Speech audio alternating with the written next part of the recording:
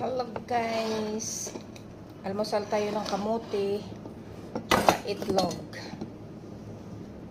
Mainit ang itlog.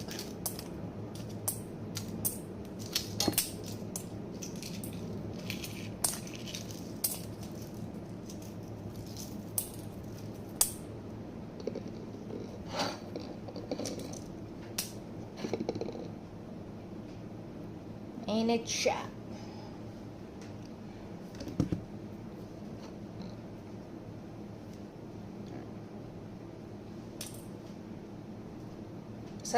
Masarap kasi guys magkamay.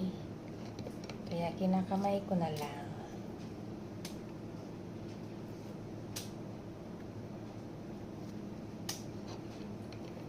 Mas gusto ko pang kainin yung ano guys, yung kamuti, ganun mga ano. Kaya nga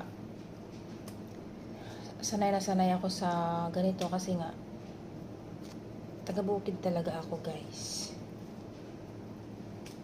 Pero kahit hindi ako taga-bukid siguro, talagang mahilig ako sa mga ganito.